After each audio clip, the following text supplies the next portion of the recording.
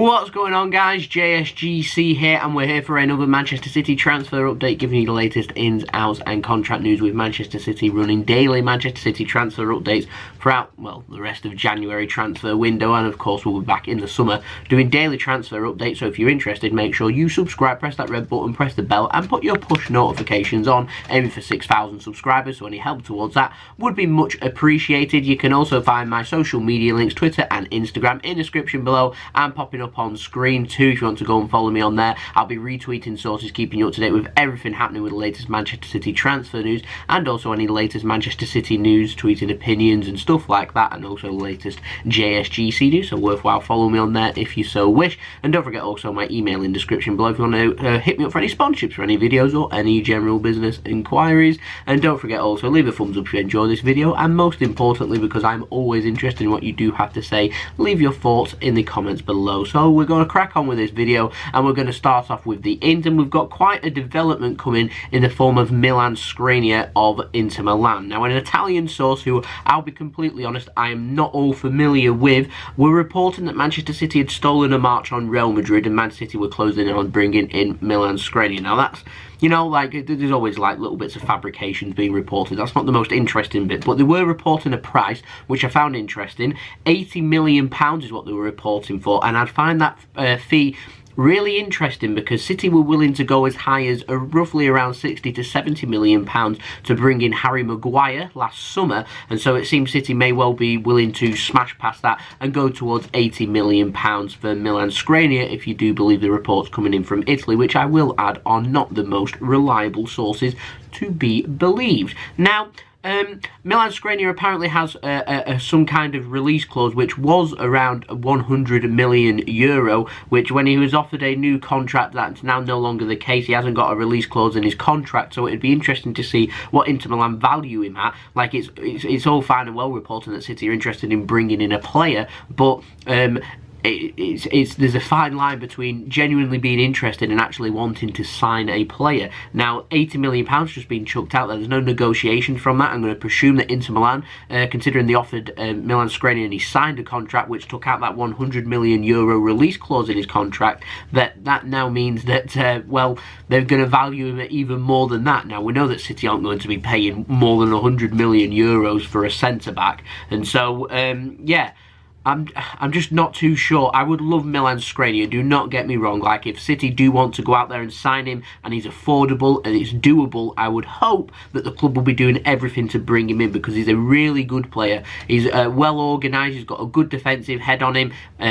He's a good header. I mean, the defensive headers in. He's nice and sensible. He's everything we'd look for in a centre back, and also is relatively quick too, which is always useful in the Premier League. Obviously, he's not the quickest of centre backs, but quickest of centre backs. He's not the quickest of players, but when playing at centre back, it is very difficult to you know what I mean. Like, you're going to be a tall, physical player. It's going to be quite difficult being able to catch up to players that work a lot on their agility and their pace. And so, being able to bring in a level-headed player, a player that has slotted nicely in at City, and more importantly, I always find that good quality Italian defenders coming in from Serie A, Milan Skriniar obviously from Slovenia, but I'm on about players that are coming in from Italy, coming over to England, always works well, because the Serie A is a very defensive league. It's a very difficult league. It's a physical league, and it's much like the Premier League. Not as quick, but it is just as physical, if not more.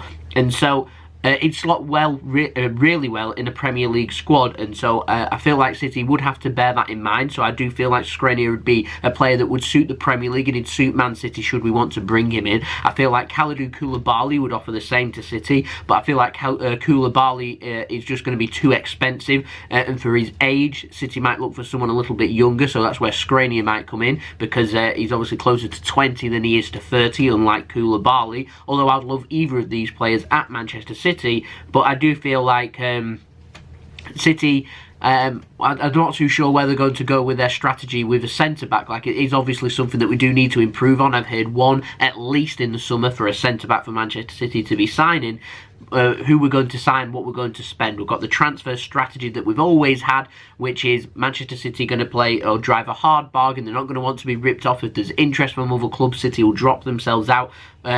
This is a very poignant summer for us, and I feel like this strategy, if we start missing out on top targets, we're going to get left behind. We're already starting to be left behind, so it's important that we're playing that catch-up role to Liverpool. We're able to bring in good quality players when good quality players are leaving, so we're facing Vincent Kompany's already left, David Silva's leaving, we'll face a prospect possibly of Leroy Sané also being sold. There's 3 quality players that will all need great quality players being brought in. I have no problem with bringing in players that are young, that can be developed in them positions, but if we're going to sign players of a more senior level, I would hope that they'd slot in and settle in really quickly. So City are going to have to, you'd think, have to pay a little bit more, so it'd be interesting to see what strategy we go with. I have spoken before about bringing in players from Spain for the release clauses, but of course City got that non-homegrown quota already full.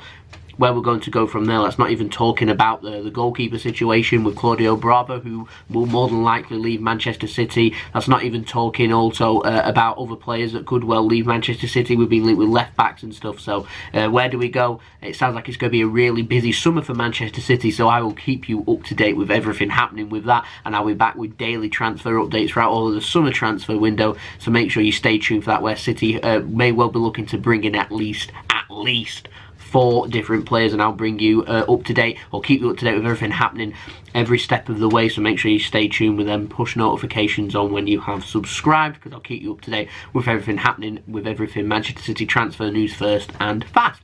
We're going to move on to the outs now, and this is really interesting. Daniel Grimshaw, he signed for Hemel Hempstead on loan until the end of the season. I'm going to take this time now before I talk about the transfer to wish Daniel all the best on his move, and I hope he does really, really well. He's a top quality goalkeeper. Hemel Hempstead's got themselves a fantastic young quality goalkeeper. Now, Daniel Grimshaw is a homegrown player. He's Manchester City's one of Manchester City's youth goalkeepers. He's a fantastic goalkeeper that has trained before with the first team squad. So I find the move interesting. Obviously, I'm always keeping up to date with what Man City are going to be doing with their young goalkeepers. Of course, with Aaron Muric already being loaned out, there's going to be questions of what's going to happen to Daniel Grimshaw, the next young quality goalkeeper being developed by Manchester City in the EDS squad. And now he's being loaned out, so we'll have to see where he gets, how he gets along at Hemel Hempstead, and what the future does hold for Daniel Grimshaw. I'm not going to step on the toes here, really, of Hemel Hempstead. I think they're a good quality club, and it's a really good move, and I'm hoping that he will definitely be getting good quality game time that will be able to improve and see where Daniel Grimshaw goes from there, because I'm going to presume that he's going to be made available for another loan as of next season for a full season, where he can get some senior first team football, which will hopefully be in the Football League, because like I said, Hemel Hempstead, I don't want to step on their toes or anything, but they are not a Football League squad, so I'm just going to call into question the quality of football that he's going to be playing in Daniel Grimshaw. Like I said, he's a good quality goalkeeper, so it'll be interesting to see what clubs do chase for him, but sometimes you just got to take that step back to make 2 steps forward, and I'm hoping that's the case in this transfer, and Daniel Grimshaw can be able to push on with his career. Now we're going to move on to the contract news, and we're going to speak about who else but Fernandinho, who's been in the news in the last 24 hours. He has, and I'm delighted to say this, signed a new contract at Manchester City, which will keep him here until the summer of 2021, which is a 1-year extension onto his current deal. So we've now got 18 months left of Fernandinho at Manchester City rather than 6, which is absolutely fantastic. Fernandinho going to be staying at City for an extra year. He's a valued first team member of the squad, and if I'm completely honest, just like I've said before, with other players like David Silva, you talk about them leaving, Pablo Zabaleta before, we've had Yaya Toure, we've got Sergio Aguero, who I'm hoping he'll be the next person to sign a new contract. These are solid Manchester City players that have worked so hard, that have done really well for this club, and these are players like, have we had one in the modern era yet? I'm not too sure, but these are players that I want to see stay at Manchester City until the end of their career rather than retiring somewhere else. I want them to retire as being a Manchester City player to just cement their place. Obviously, they've already cemented their status at what they are at Manchester City. Fantastic football players, borderline legends, some of them into that category of legends and stuff, but I'm just looking for them to not play for any other club, just their loyalty to Manchester City. They end their career at Manchester City, because Vincent Kompany's left to go and be a manager player. Like I'd rather Vincent Kompany left to become a full-time manager, not a player, because seeing him playing for another club, it just doesn't look right. It makes me sad. Manchester City's captain, fantastic. The legend, Vincent Kompany, playing for another club. You know what I mean? Like, I'd put these other players like Aguero, like David Silva, Yaya, Pablo Zabaleta, Fernandinho's getting there. I mean, he pay for part of his own transfer to come and join Manchester City, and what a servant he's been. He's a fantastic football player. I just don't want to see him play for anybody else. I want them to leave Manchester City, retiring, and getting a job at Manchester City in some kind of coaching role or some kind of scouting network, or working in some kind of business opportunity with Manchester City, or some kind of relation job or something like that. I mean, sure, the club can do something, maybe, I don't know. Anyway, I'd like to know your thoughts on this in the comments below, but I'm absolutely ecstatic that Fernandinho will be staying at Manchester City for at least another 18 months, which is fantastic news. Sergio Aguero hopefully will be next. So there we go, Uli Rossoni, that'd be great.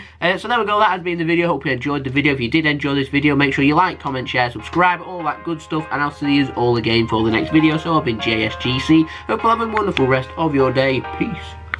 Ciao for now.